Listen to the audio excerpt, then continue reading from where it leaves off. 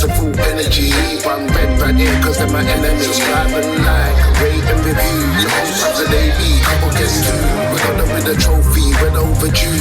Can we do the double, make it deja vu? It's a North London thing, Bird Brothers only on the wing. Harry's one of our own island. He's only got one knee, but Leslie's still the king. And we got Dele, that's top in. Where the shell side, where the shell side, where the shell side's what we sing. Where the shell side, where the shell side. No, it's a North London thing.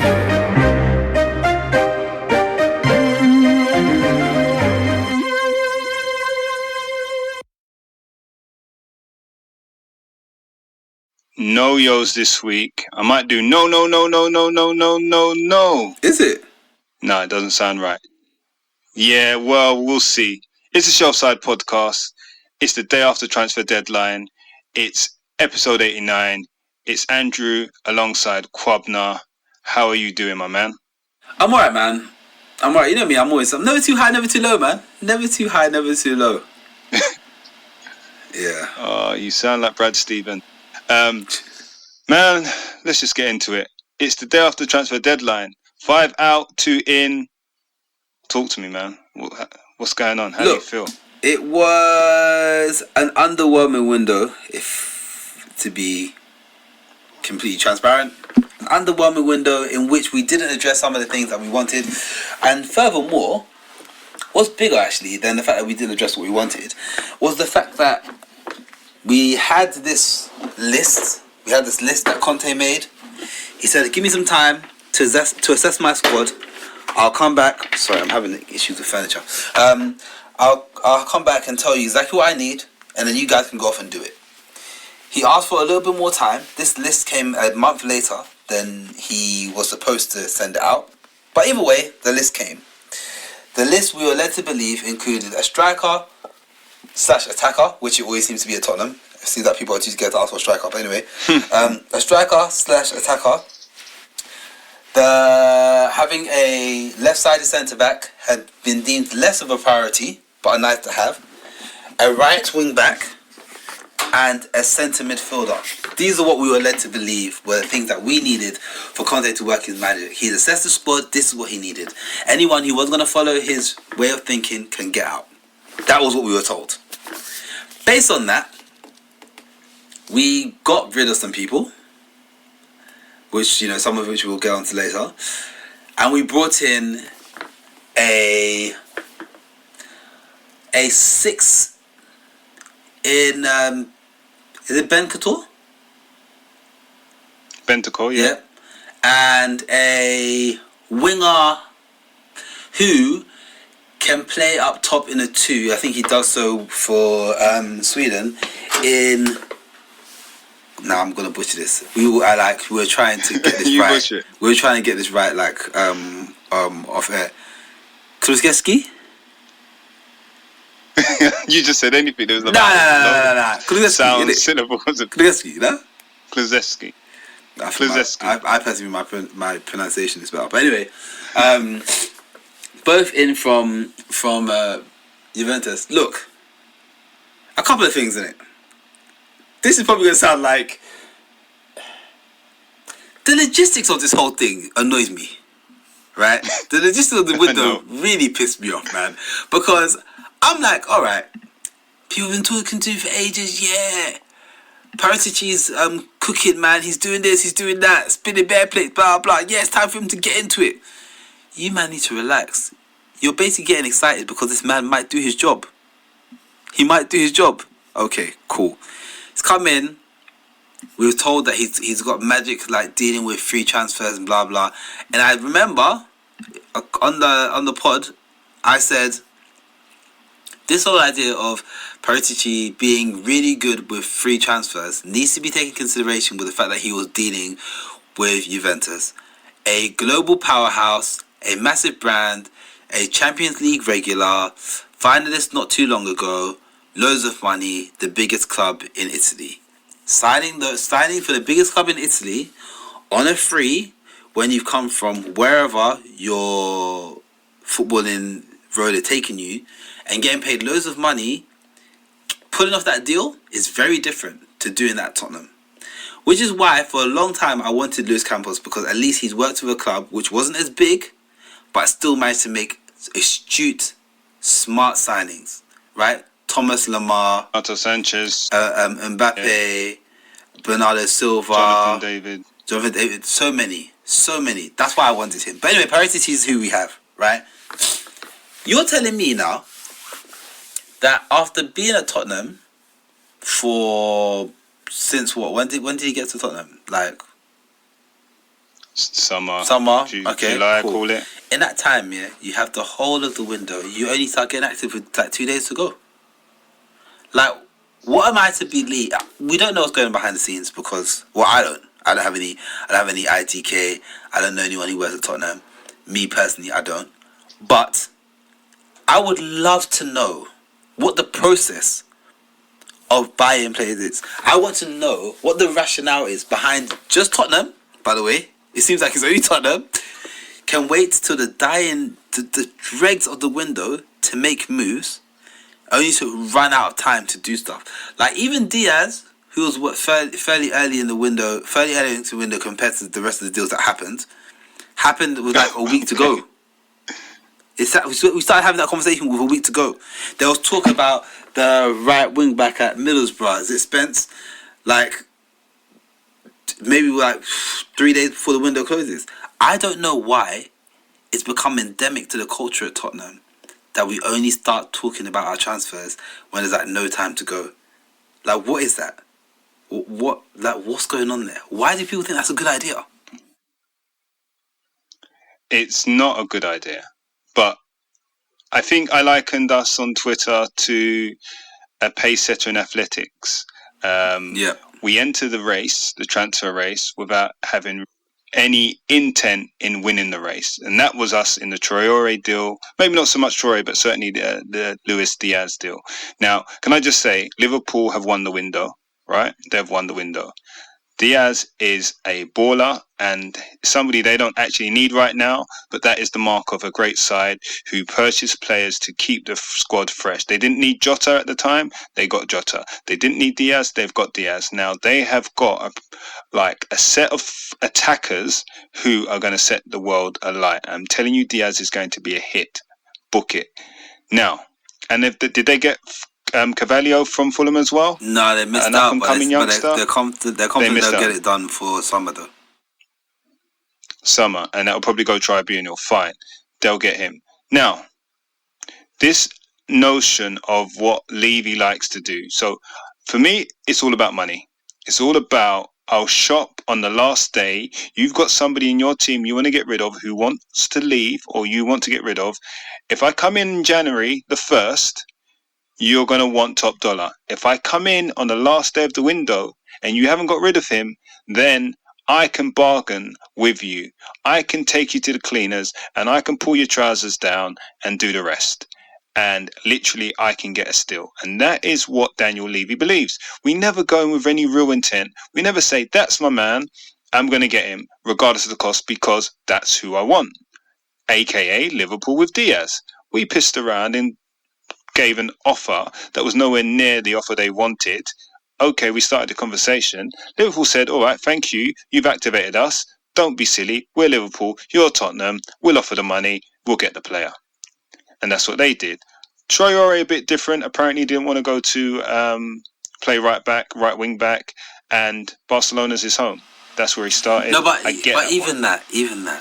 Like, Traore has been a winger his whole life. He's played the game the same his whole life. He played like that when he was at Barca. He played like that when he was at Middlesbrough. He played like that when he was at Aston Villa. He played like that when he was at Wolves. He's always played like that, right?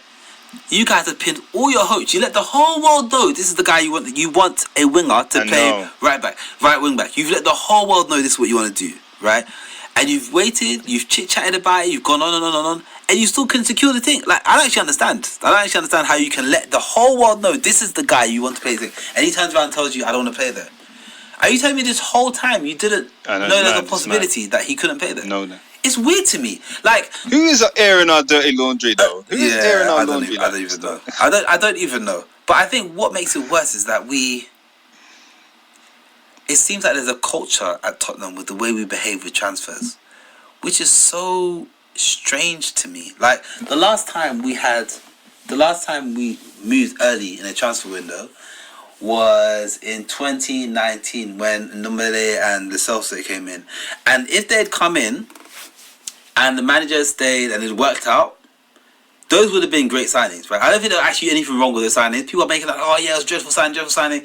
Like everyone who knows anything about football knows that when Ndombele joined here, we were like, we found the heir to Dembele easily. This is a guy who's slightly different, but he can do his job. The signings on paper were great signings. They haven't worked out because we've gone through a very tumultuous period. They didn't have the bedding in. We've been up and down. To be honest, everyone in our squad, bar Kane and Son, have gone through very weird patches. And even Kane's gone through a weird patch this season, right?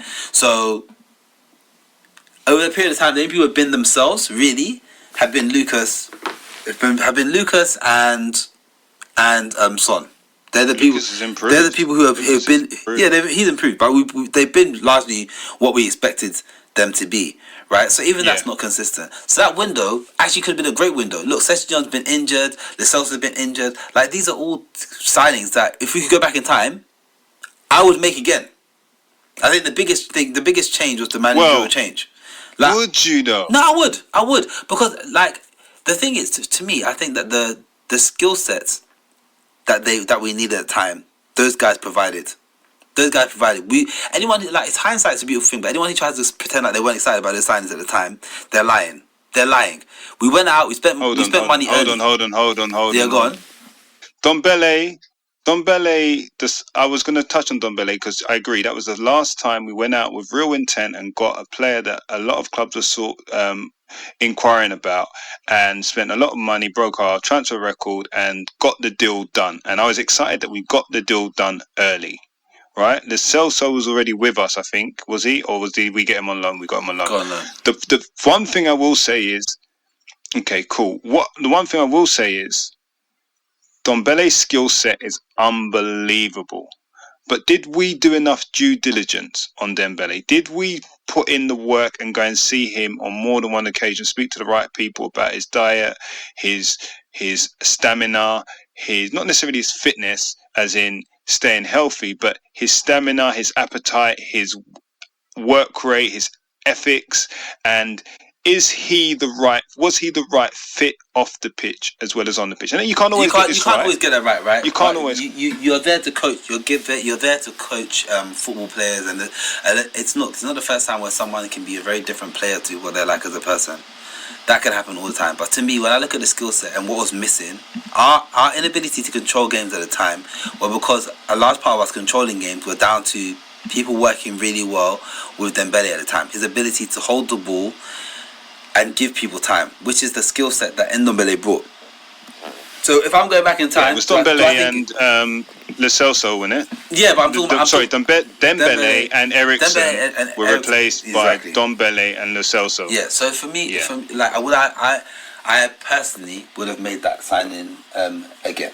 I think what I'm trying to say is that window wasn't a bad window, but those things didn't work out. We didn't sign bad players. We signed players that didn't work out. Today, we have 2 new signings. They could turn out to be fantastic. They could turn out to be dreadful. Anyone who tries to talk about Lucas, for example, and say that they saw him being what he is now is lying. People who look at Son, right? Son, we saw a gradual evolution of Son. When he first joined, people who don't watch Bundesliga who didn't know who Son was. I watched Bundesliga, not even religiously, right? And I saw him, and I was like, I thought I kind of put him in the bracket of like some of the guys that were playing at Schalke at the time. I've forgotten his name. Even before Leon Goretzka went to Bayern Munich, there was like a tier of players who are good, right? They're good. They play in like the teams that are finishing like fourth,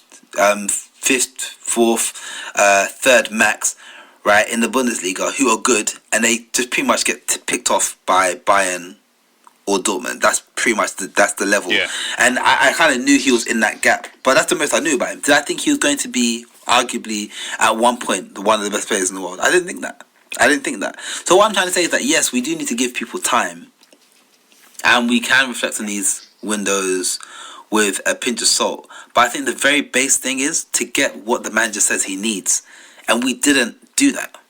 We didn't do that. And to me, that's problematic when we had so much time and we know that we've got an 18-month window with him. Why don't we just get him what he needs? Even if it's like a poor version of that position being filled, he's a great coach. He's turned Ashley Young, Victor Moses into winners. Like, give him something to work with. It's better than nothing. I don't know.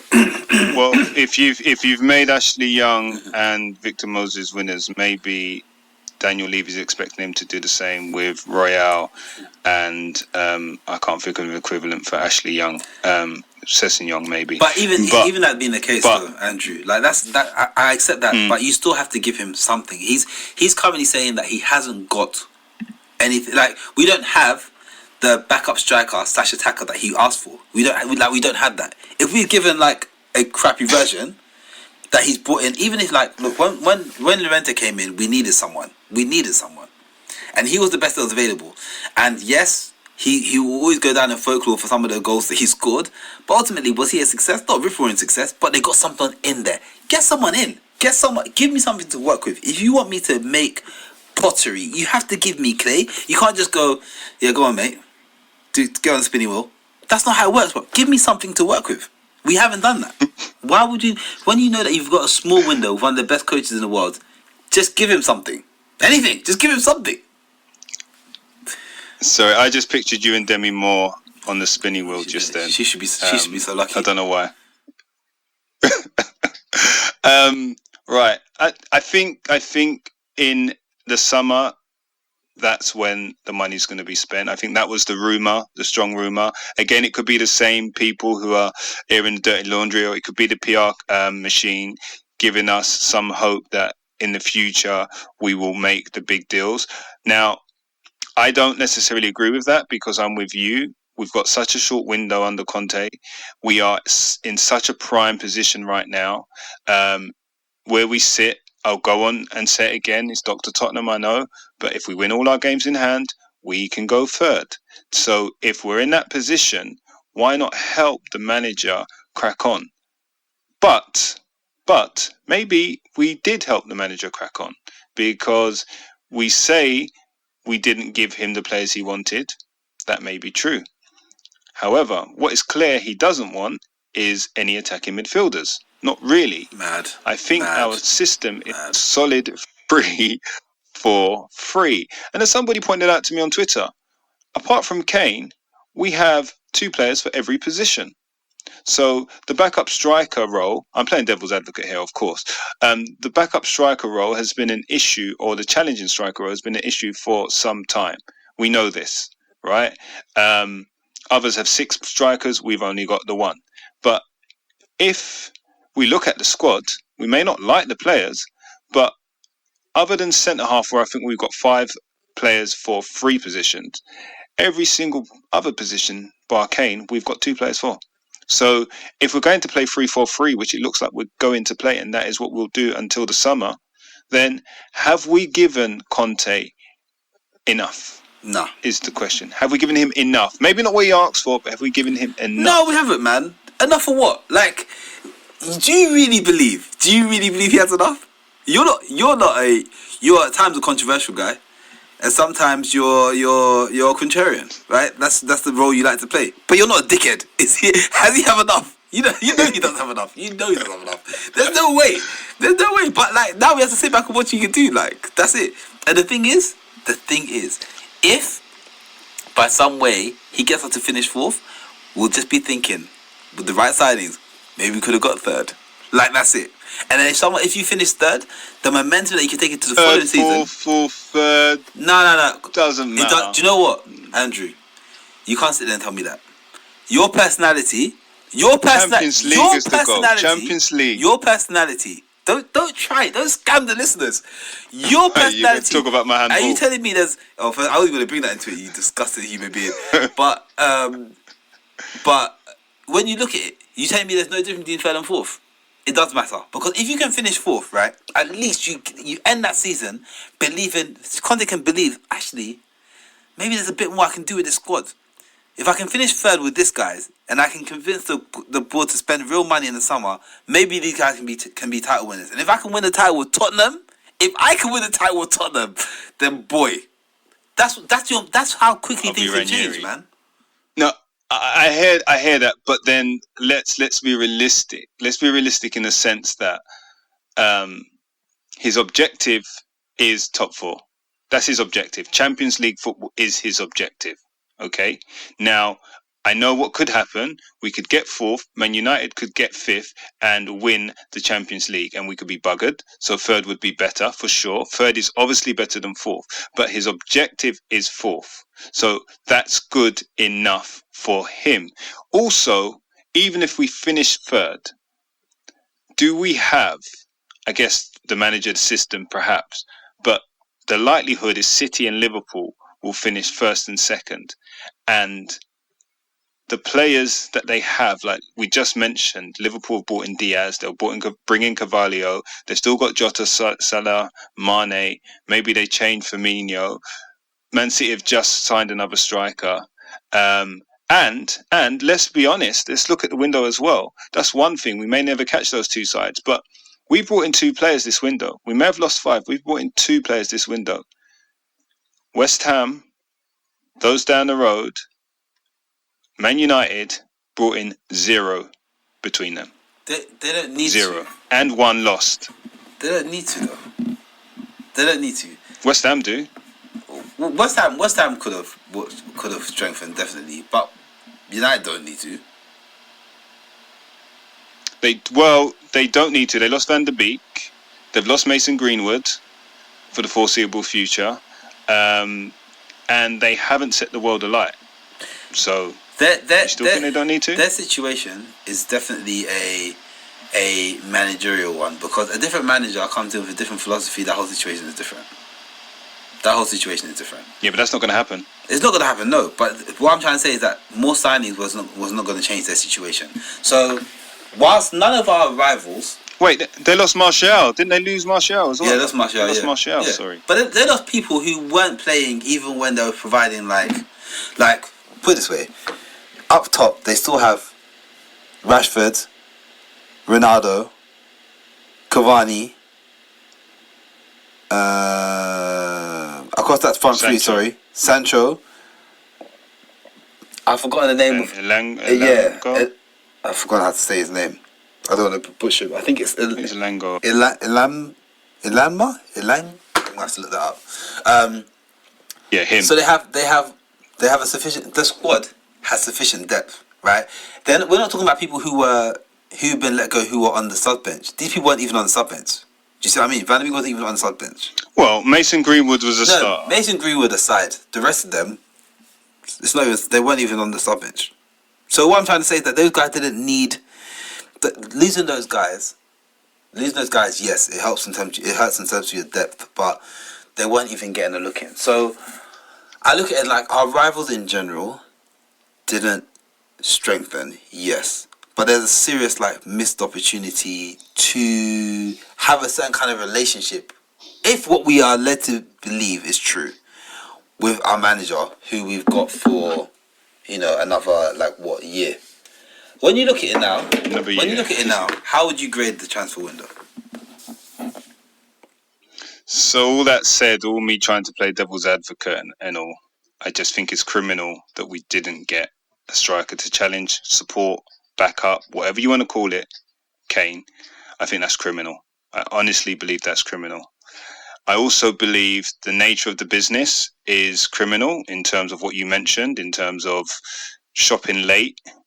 And it almost seems unoriginal, and were Bentancur and Kulusevski even, I'll butcher it again, it's next week I'm sure, were they the first choice? It seems lazy that Paratici has shopped at Juventus, and people argue that he shopped from Juventus and their bench, and Juventus are not the powerhouse they once were.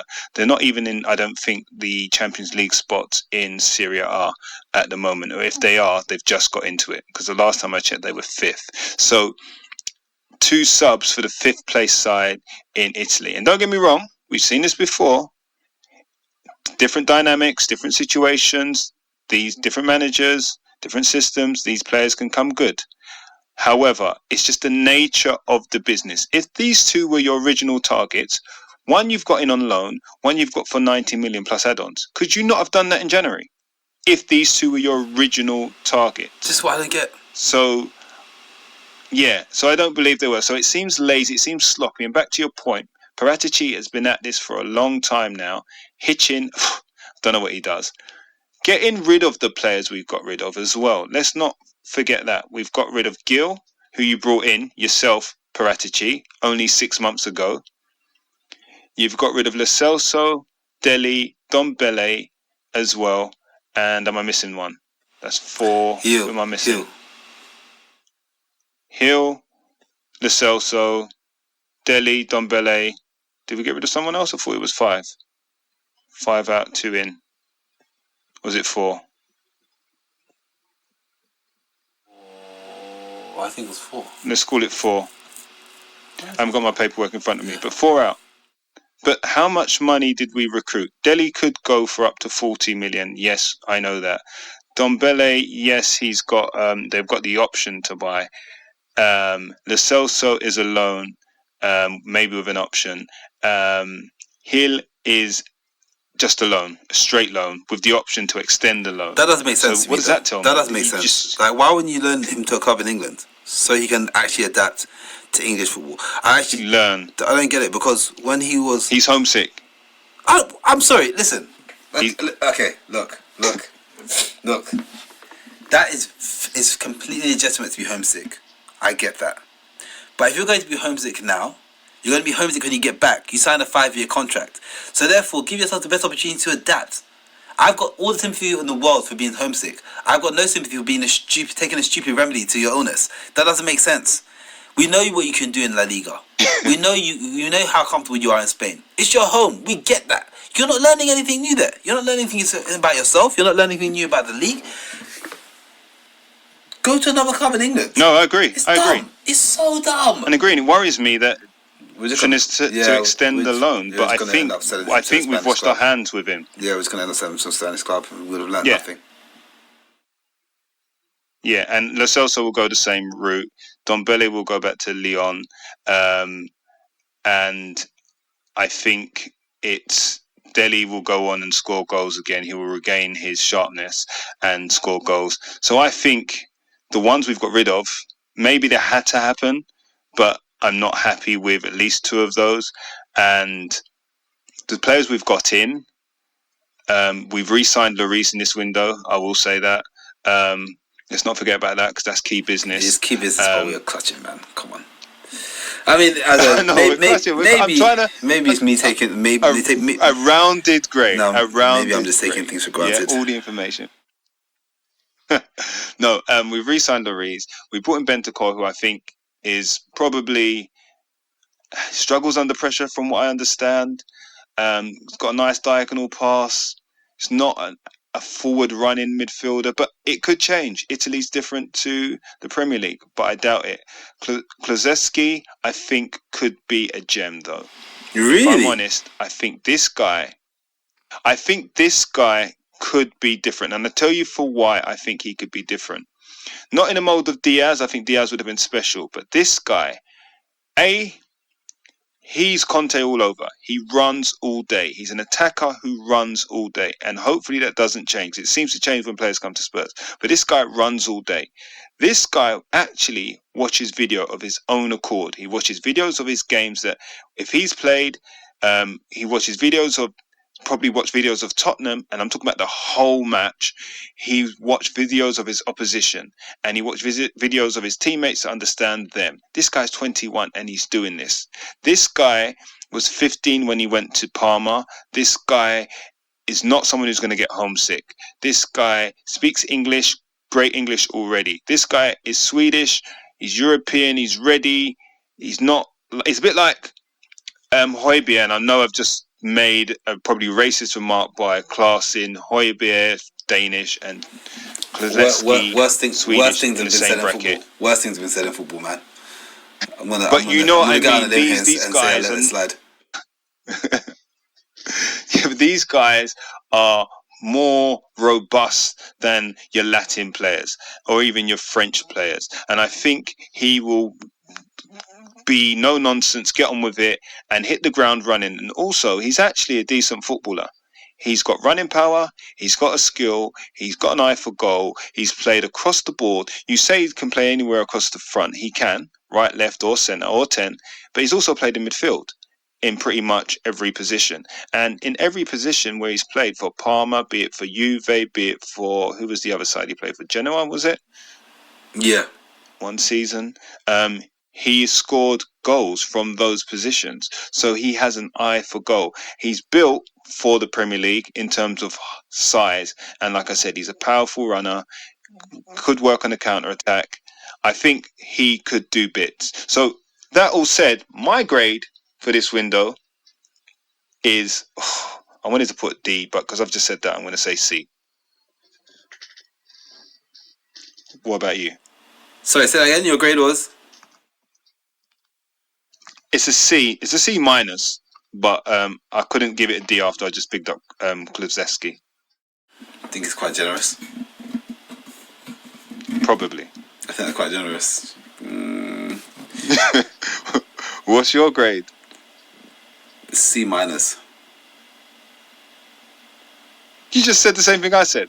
Yeah, but your C minus is like yours. You said C, but yours is like a C plus. Like if you're being honest, like first of all, you're gritting teeth like proper, like you're like excited about what's going on. Gritting teeth now because you said it's the same thing. Yeah, because mine's a real like C minus, right? Because you've spoken about all the positives and all that kind of stuff, which is great. You've been all happy clappy, and then you gave a fake grade to make yourself seem grounded. Mine's a real C minus, and I'll tell you why it's a real C minus. The positives in this were the outgoings. We have gotten rid of players who, despite some of which I mean, look, I love Dele. We'll talk about him later. Skill wise, I love what nobody was doing, and I wasn't as offended as a lot of people about him walking off slowly off the pitch. We've had that discussion, but I wasn't as incensed about that as other people were. But yes, we got people off the books. And to me, there are a lot of people who should be off the books because the manager doesn't fancy them or they haven't been good and they haven't gone anywhere. If Rodon is not going to be given an opportunity, why is this at our club? No one knows. Tanganga, they've made it clear that he's had a tough time recently. He's been in poor form. There was an opportunity for him to go to AC Milan. He didn't want to go, or he didn't go, or whatever. I thought that was like a missed opportunity. And then we pretty much embarrassed ourselves in different ways throughout the window. And we did all our business in the last 3 days for things that we had 2 months really to address. To come out of that with 2 players having lost 4, to me is poor planning. It lacks foresight, and to come again with no striker. When I think a lot of people are fans of this 3-5-2. I actually quite like the 3-4-3. 3-4-3. That's what I like, but yeah, I have to accept that there's going to be just a very functional midfield, and I love creative midfielders. I just didn't think we were ever going to play with one as long as Conte is there now. I just didn't think it's going to happen.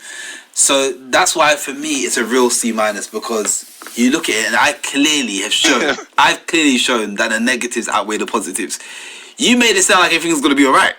Your monologue made it feel like everything's going to be right, but based on this window, it doesn't feel that way. It doesn't feel that way. And then you tried to say C minus. No. You were talking like B minus. I'm a positive guy. You were talking about it like it was a B minus at worst, and then you just spouted C minus. That's not true. No.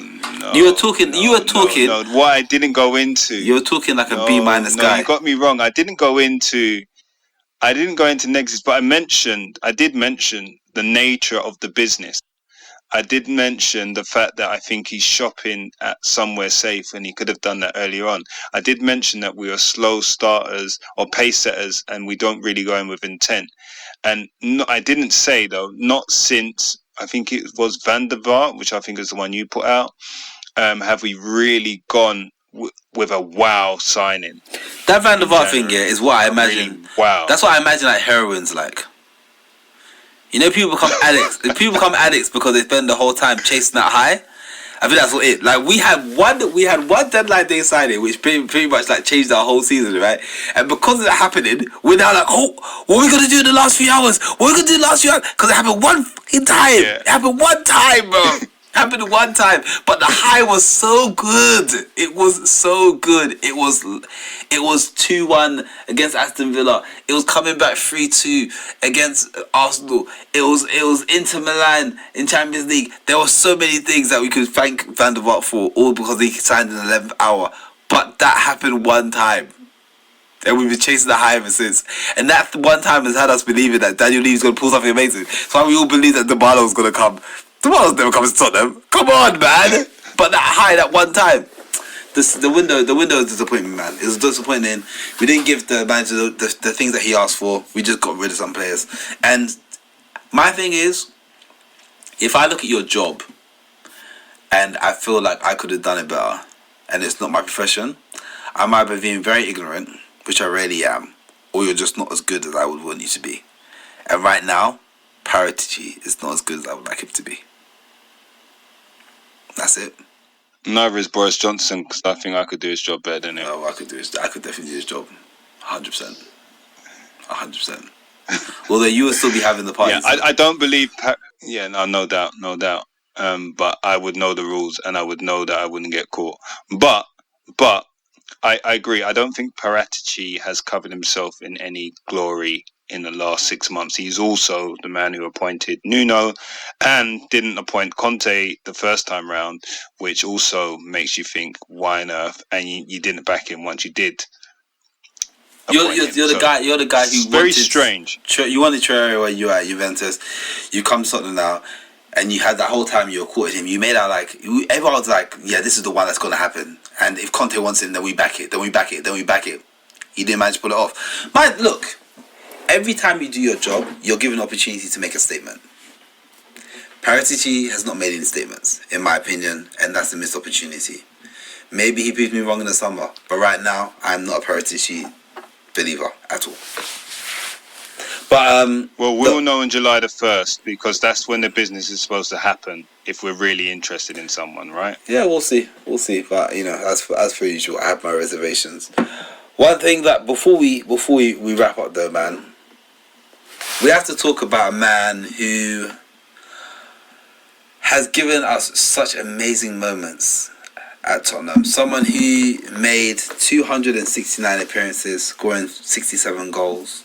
Someone who scores 51 Premier League goals. The youngest English midfielder. I think he's the youngest English midfielder to get to 50. Yeah. By the time he was 21, he had as many goal contributions as Lampard, Gerrard, and Beckham combined. And I think the beauty of everything that they represented was that you could play with a fearless joy and take that from League One all the way to the Premiership and still have that prevail. He was someone who had a depth of touch, imagination, a steely streak. He was mischievous. He was inventive. He was almost undefinable as an attacking player. Was he a 10? No. Was he an 8? No. Was he a second striker? Some would say so. Was he a striker? No. He just ended up being wherever he needed to be at the right place at the right time. And honestly, some of the important moments that we had in the club, big wins and stuff, he was there. When we won at the Emirates in the Carling Cup, that goal, just 2 touches.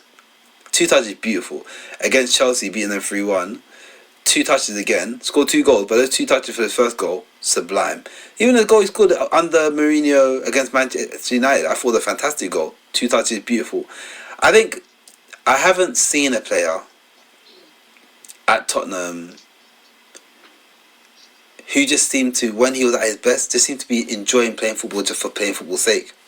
He had real Jogger Benito vibes about him, man. Someone who just enjoyed playing football because it was fun.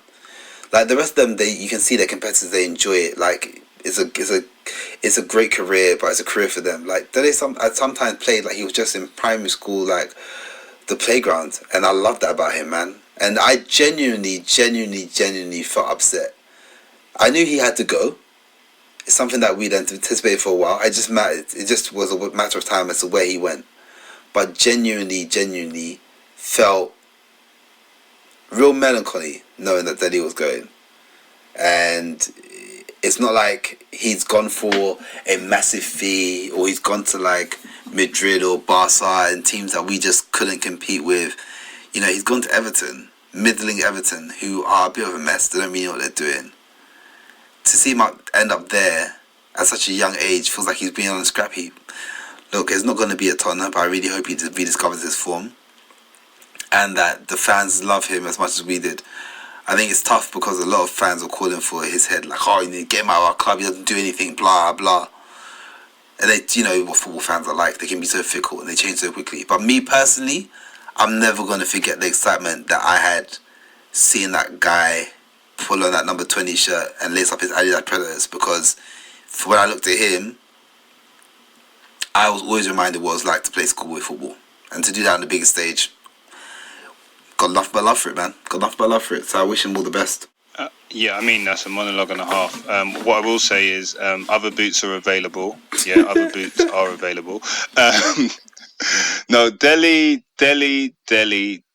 I mean, firstly, let me say this as well. Lero, I profusely apologise. You didn't get to have the Royal Rumble with Carl debating Dele, but maybe you win by default anyway because Dele has now left us. So that proves your point. He needed to leave to change a few things up in his life. We know that personally, that London wasn't for him. It became too much, too intoxicating, and he didn't perform at home, which meant he didn't perform on the pitch.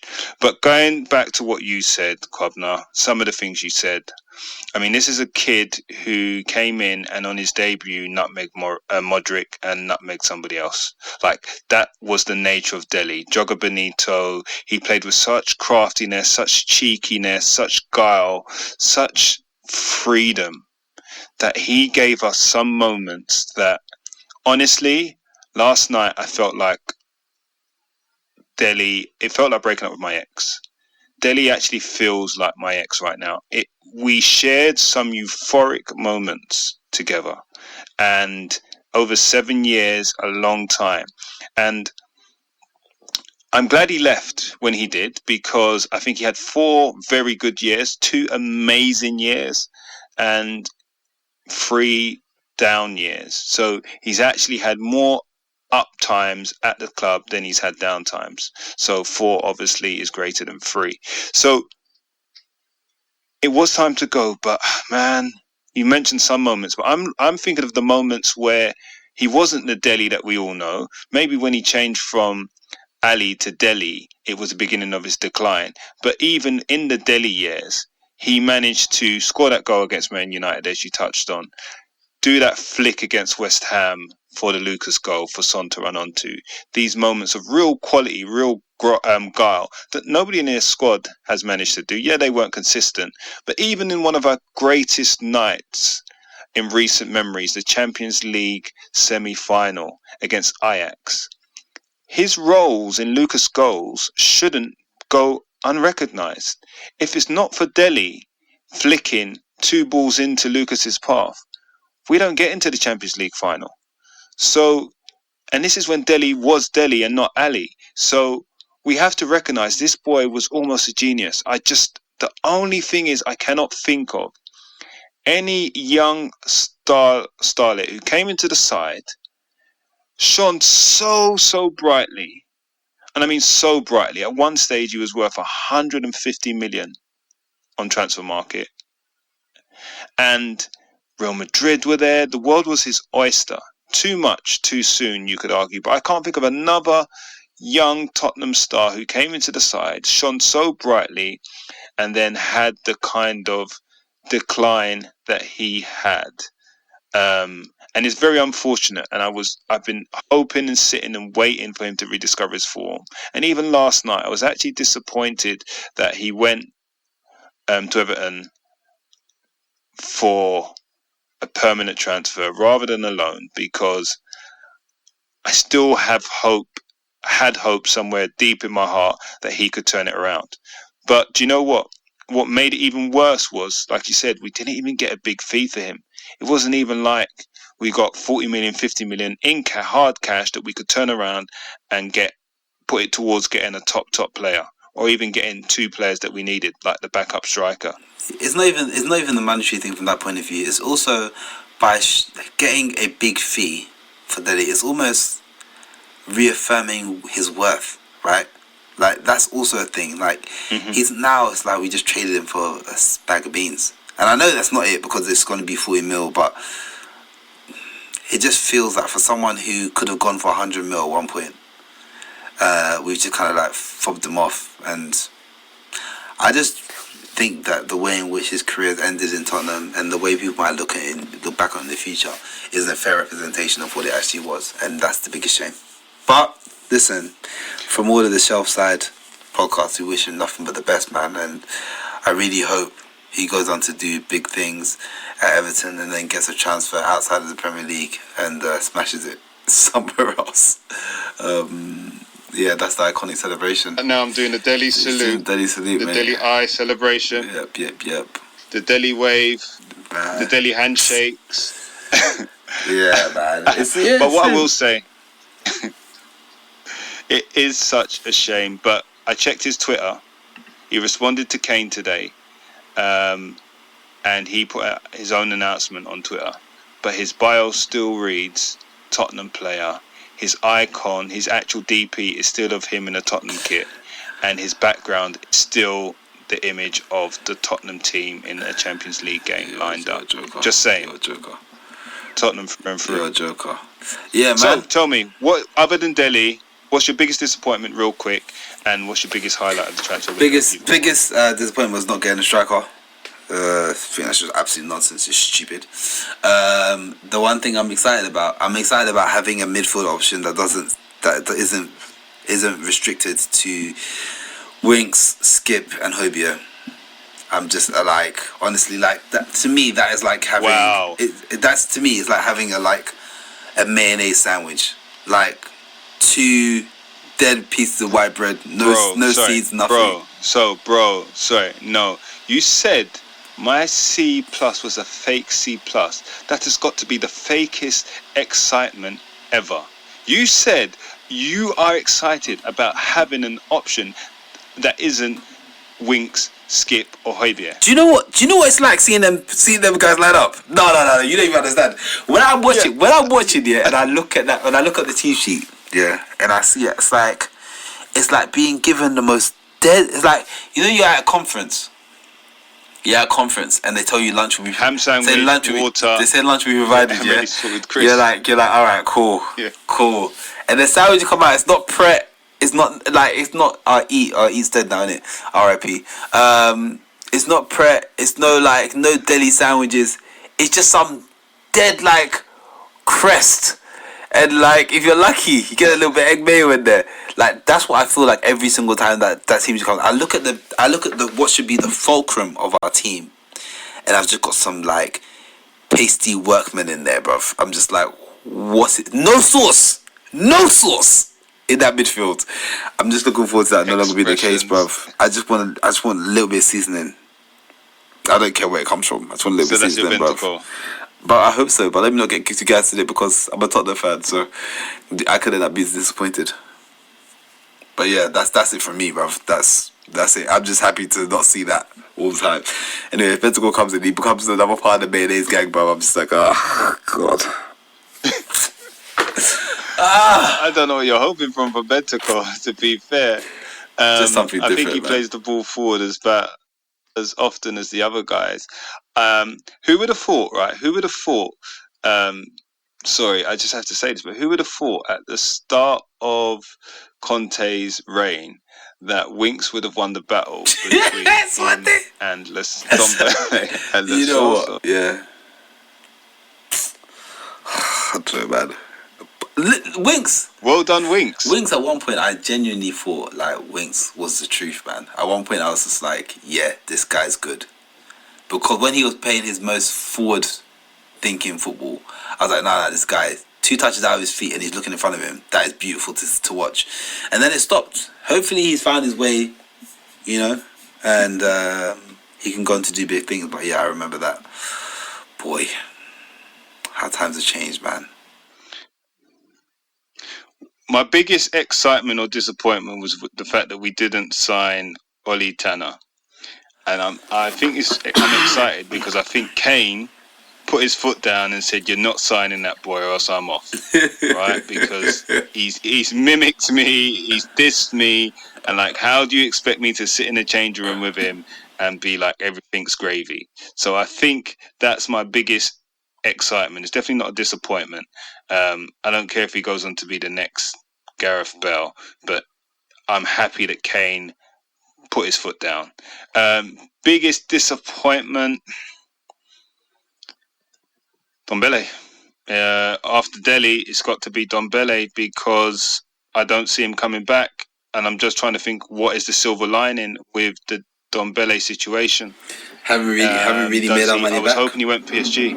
We won't really make our money back. Well, so I think I saw something 65. It's a 65 million pound buyback, right? Sorry, buy option. But when you consider inflation and you consider how much we've paid him in wages, we're not making money back. We're breaking even on a generational talent that was mismanaged. He also had his own part to play in this 100%. Yeah. But it was just the whole thing was just a massive shame. And I think it's definitely one that I'll come to regret. Yeah, but I think it's good business in the end from Tottenham in the sense that if you're going to get rid of Dele to get your value back and to break even and not lose, get him back to Lyon, who you probably owe money in structured payment so that if they do want him, you kind of net off there as well because you're not going to get 65 million from them for Dele. And I think that whatever you get will make you net off. And I think they kind of know that. It's home for him. He should do well there. And I think we get the value there. I was hoping that he could rub shoulders with Messi and Neymar in PSG, and everybody wants this guy back. I'm not sure I want him back, as in the word that I'm not allowed to mention, but maybe he could have done that. But that's the biggest disappointment for me because, like you say, I felt he was generational in the skill that he had. He had so much sauce. But maybe, do you know what? Maybe Conte banned ketchup and he banned Dele as well. And we play in midfield with no more sauce. If that's the case, he's a fool. I say it straight. And everyone's on the flipping in Conte we trust bag. But boy, yeah, man, it's a massive shame. Massive shame. And midfield with no sauce. Midfield with no sauce, bruv. With no sauce, bruv. The blandest midfield. Oh my goodness. Yeah. Anyway, bring out your salt, bring out your pepper. Dead. I didn't want to talk about it, but not even the all-purpose season. Whatever. Yeah, so that's wait, hold on. We got some cities to shout out, right? Yeah, because we've neglected you guys for a hot minute now. So I'm just going to run through them quickly. Balwyn North in Australia. I'm not even going to let you guess Cobnog because you could usually get it wrong anyway. So I'm not going to let you guess. Dirty light. Joking, by the all way. Right. Saitama in Japan. Shout to you guys. Respect. What? Japan in the building. All right, Japan. Yeah. Aliso Vaijo. I think we may have had them before, but what a cracking name. I think there were more. I think I've missed some. But guys, thank you for tuning in from wherever you can find us and you listen to us. We love you. We respect you. Keep listening. Tell a friend to tell a friend. We appreciate that. Thank you very much for listening again. You can find us on Twitter at ShelfPod. If you are listening on Apple or Spotify, please leave a 5-star review because we only give you 5-star content. We appreciate it.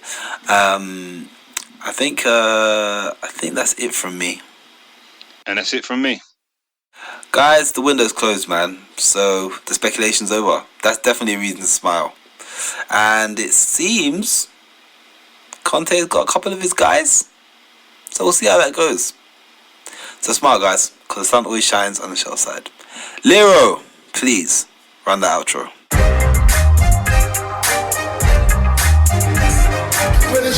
side with the show side 12 p.m.